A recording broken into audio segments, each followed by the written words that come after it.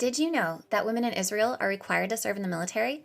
In fact, Israel is a pretty female forward country, and in the 1970s, Prime Minister Golda Meir served as their leader.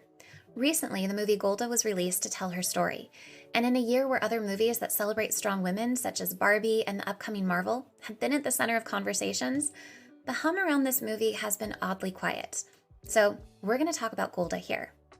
Shortly after Meir was elected prime minister, she was faced with a conflict that spurred the 1973 Yom Kippur War, when Egypt and Syria launched a coordinated surprise attack on Israeli forces in the Sinai and Golan Heights.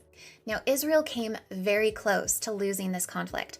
So close, in fact, that the Egyptian tanks advanced during the height of the conflict, leaving Cairo unprotected, a move that allowed Israeli military to get within 100 kilometers of the capital. This led to the second ceasefire, respectively, and the war came to an official end October 25, 1973. Through strategy and after, unfortunately, many casualties, Israel gained both control and recognition as a sovereign nation from Egyptian leadership. The recognition of their independence as important a goal as control over the Suez Canal, the area where Egypt was trying to secure a foothold.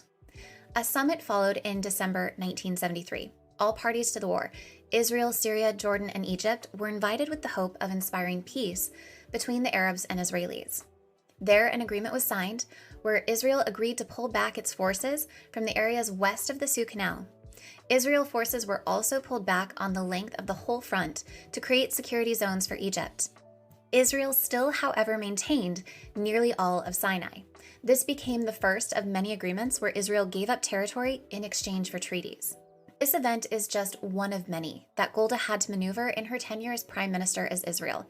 She also saw and responded to additional notable historic events, such as the Munich massacre of the 1972 Summer Olympics, where a Palestine terrorist group infiltrated the Olympic Village, killed 2 members of the Israeli Olympic team, and took 9 others hostage, or the 1973 dispute with Austria, where 7 Soviet Jewish immigrants were taken hostage.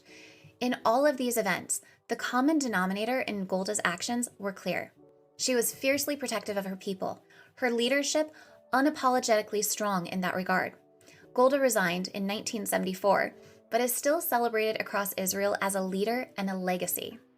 Just a note on this particular strong woman highlight, researching and condensing the events of such complicated conflicts was a little difficult.